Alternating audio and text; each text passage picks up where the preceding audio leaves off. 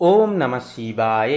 নমস্কার প্রিয় দর্শক বন্ধুগণ, কর্কট রাশি তথা কর্কট লগ্নের জাতক এবং জাতিকাদের জন্য এই চলরত মার্চ মাসের 27শে মার্চ থেকে শুরু করে 31শে মার্চ এই যে সমন্বয় সময়কালটি আপনাদের জন্য নিবিড় পরিবর্তনের এক উগ্রমুখী ভাগ হবে। এই সময় আপনার রাশির অষ্টম ঘরে সূর্য, বুধ, মঙ্গল এবং রাহু এই চারটি প্ল্যানেট অবস্থান করছে। এছাড়াও অন্যদিকে নবম ঘরে শুক্র এবং শনি মহারাজের যে অবস্থান দেখা যাচ্ছে, যা আপনাদের ভাগ্যের ঘরে থাকার দরুন কিন্তু ভাগ্যের সহায়তা প্রত্যেকটা কাজে যেমন পাবেন, কর্মের দিক থেকেও কিন্তু প্রগাঢ়তা এবং একান্তই একটা বিশেষ পরিবর্তন জীবন চলচ্চিত্রে আপনারা লক্ষ্য করে চলতে পারবেন। এছাড়াও আপনার দ্বাদশ ঘরে বৃহস্পতি এবং দ্বিতীয় ঘরে কেতুর সঞ্চার থাকছে। তো এই যে গ্রহগত সম্মেলন এবং এই যে অবস্থান আপনাদের প্রারম্ভিক জীবনচক্রে জীবনকালে কিন্তু এক বিশেষ পরিবর্তন এই সময়কালে আনতে চলেছে। তো বন্ধুরা, আপনাদের প্রত্যেকের উদ্দেশ্যে বলি, আজকের এই পর্বটি আপনারা যদি কর্কট লগ্নের জাতক জাতিকা হয়ে থাকেন তবে শুরু থেকে শেষ পর্যন্ত অবশ্যই সম্পূর্ণরূপে দেখবেন। সম্পূর্ণরূপে আপডেটটি দেখে ভালো লাগলে অবশ্যই একটি লাইক করে কমেন্ট বক্সে ভক্তি এবং শ্রদ্ধা বৃত্তান্ত একটি বার লিখে যাবেন। ওম নমঃ শিবায়, হর হর মহাদেব, জয় দেবাদিদেব মহাদেবের জয় অবশ্যই লিখে যান। এছাড়াও বলবো বন্ধুরা, আমাদের এই ভাগ্য বিচার চ্যানেলটিকে সাবস্ক্রাইব করে পাশে থাকতে ভুলবেন না। তো চলুন আজকের এই পর্বটি শুরু করা যাক। তো প্রথমে পারিবারিক জীবনের ক্ষেত্রে দেখুন, এই যে সময়কালটি কর্কট রাশির জন্য কিছুটা মিশ্র ফলদায়ী হবে। দ্বিতীয় ঘরে কেতুর সঞ্চার থাকছে, যার কারণে কিন্তু আত্মীয়দের সাথে কথা বলবার সময় একটা ভুল বোঝাবুঝি বা দূরত্বের একটা সৃষ্টি হতে পারে, বা আপনারা সোজা কথার কিন্তু উল্টো ধারণা আপনারা মনে মনে কিন্তু নিয়ে ফেলতে পারেন, যার কারণে সোজা সাপটা বিষয়কে কিন্তু আগোছালোভাবে নিয়ে ফেলতে পারেন। আপনার কোনো কথা পরিবারের অন্য সদস্যরা ভুলভাবে ব্যাখ্যা করতে পারেন, তাই এই সময় মেপে কথা বলা একান্তই শ্রেয়জনক হবে। তবে নবম ঘরে উচ্চস্থ শুক্র ও শনির প্রভাবে বাবার সাথে সম্পর্কের প্রভূতময় একটা সম্পর্কের উন্নতি স্থিতি থাকতে দেখা যাবে, অথবা বাবার তরফ থেকে কোনো স্থাবর সম্পত্তি প্রাপ্তির একটা যোগ তৈরি হতে পারে। অষ্টমস্ত শক্তিশালী গ্রহপুঞ্জ নির্দেশ করছে যে কোনো পুরনো পারিবারিক রহস্য বা গোপন কোনো তত্ত্ব এই সময় কিন্তু আপনার সামনে আসতে পারে, যা দীর্ঘমেয়াদী কোনো সমস্যার সমাধান কিন্তু হয়ে উঠবে। প্রেম এবং দাম্পত্য সম্পর্কের ক্ষেত্রে এই সময়টি কর্কট লগ্নের জন্য অত্যন্ত গভীর এবং আধ্যাত্মিকমূলক হবে।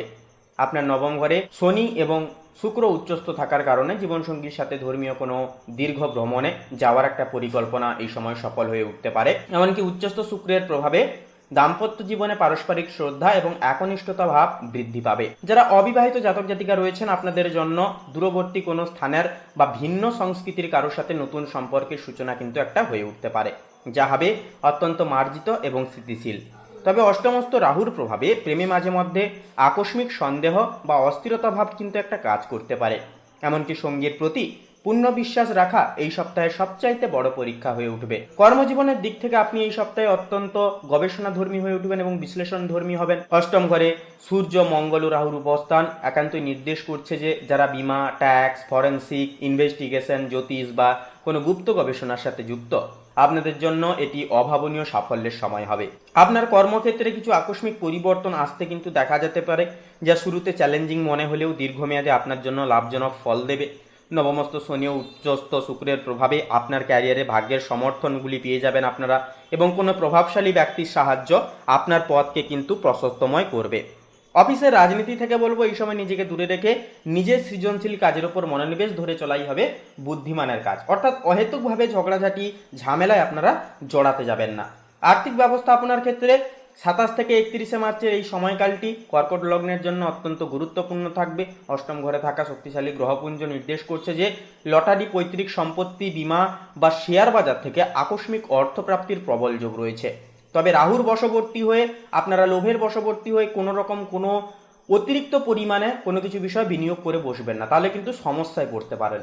এটি এমন এক সময় যখন আপনি আপনার পুরনো ঋণ পরিশোধ করতে সক্ষম হয়ে উঠতে পারেন।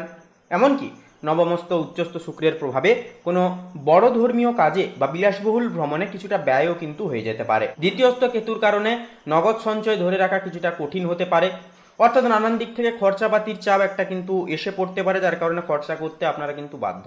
তাই বড় বিনিয়োগের ক্ষেত্রে অত্যন্ত সতর্ক থেকে চলতে হবে। অহেতুকভাবে খরচাপাতিগুলোকে নিজের আয়ত্তে আনতে হবে বা এনে চলতে হবে। তার পাশাপাশি বন্ধুরা, যে বিষয়টি লক্ষ্য করা যাবে যে শারীরিক এবং মানসিক স্বাস্থ্যের দিক থেকেও কিন্তু এই সময় আপনাদের ক্ষেত্রে বিশেষ কিছু জটিল সমস্যা লক্ষ্য করা যাবে, কারণ অষ্টম ঘরে এতগুলি গ্রহের অবস্থান আপনাদের গোপন বিষয় কিন্তু একটা প্রভাব ফেলবে। সেতু মূত্রাশয়, নিম্নাঙ্গ এবং হরমোনজনিত কিছু সমস্যার প্রতি বিশেষ নজর দিয়ে চলতে হবে। অষ্টম ঘর গোপন ঘর, সেহেতু গোপন অঙ্গে কিন্তু একটা সংক্রমণের আশঙ্কা দেখা যাবে। অগ্নিতত্ত্বের দুটি প্ল্যানেট থাকার কারণে গোপন কোনো সংক্রমণ বা পেটের সমস্যায় বা অ্যাসিডিটির মতো সমস্যায় কিন্তু আপনাদের ভুগতে লক্ষ্য করা যাবে বা ভোগার ঝুঁকি কিন্তু একটা থেকে যাবে। নবমস্ত শনি ও শুক্রের অবস্থা নির্দেশ করছে যে আপনি মানসিকভাবে বেশ ধীর স্থির থাকলেও দ্বাদস্থ বৃহস্পতির কারণে মাঝে মাঝে অনিদ্রা বা অজ্ঞাত কোনো ভয় আপনাকে গ্রাস করতে পারে। এই সময় শরীরকে ডিটক্স করা, প্রচুর পরিমাণে জল পান করা, এছাড়াও মেডিটেশন করা, প্রকৃতির সান্নিধ্যে সময় কাটানো এবং সবসময় পজিটিভলি চিন্তা ভাবনা করাই কিন্তু হবে আপনাদের জীবনের মূল উদ্দেশ্য এবং শান্তি বজায় রাখার এক অন্যতম দূরদর্শিতা। তাছাড়াও বলবো বন্ধুরা, এই সময় আপনারা যতটা পারবেন গুরুজনদের বিশেষ কিছু আজ্ঞা বা পরামর্শ আপনারা এই সময় মান্যতা করে চলার চেষ্টা অবশ্যই করবেন। কোনো রকম কোনো অহেতুক ছোটোখাটো বিষয় নিয়ে আপনারা জটিলতা সৃষ্টি করবেন না। তাছাড়াও হুটহাট করে কোনো রকম কোনো সিদ্ধান্ত নিতে যাবেন না। এই কাজগুলি অবশ্যই মাথায় রাখুন। পারলে এই সময় ধর্মীয় কোনো যাত্রা আপনারা করে তুলতে পারবেন। তাছাড়াও কোনো কাউকে দান পুণ্যের কাজ এই সময় করলে কিন্তু আরও পজিটিভলি ফলাফলগুলি আসতে জীবনে দেখা যাবে। তাছাড়াও একটুকু অবশ্যই প্রত্যেক দিন সকালে স্নানের শেষে সূর্যকে জল তথা অর্ঘ্য নিবেদন করুন। এটি কিন্তু আপনাদের লগ্ন কুণ্ডলিতে সূর্যের উপস্থিতিকে স্ট্রং করতে অনেকখানি সাহায্য করবে এবং এটি আপনাদের জীবনের অন্যতম রেমেডির কারক হবে, যা আপনাদের জীবনে এতগুলি প্রভাবের অর্থাৎ এতগুলি গ্রহের যে একসাথে প্রভাব থাকছে যেগুলিকে নিউট্রালে রাখতে কিন্তু অনেকটাই সাহায্য করবে এই রেমেডিগুলো।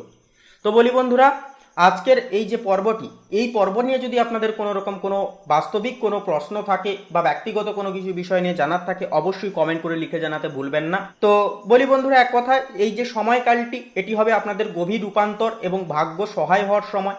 অষ্টম ঘরের শক্তিশালী গ্রহস্থিতি আপনাকে জীবনের গভীর সত্যের মুখোমুখি করে তুললেও নবমস্ত উচ্চস্থ শুক্র আপনাকে ভাগ্যের সুরক্ষা একান্তই প্রদান করবে।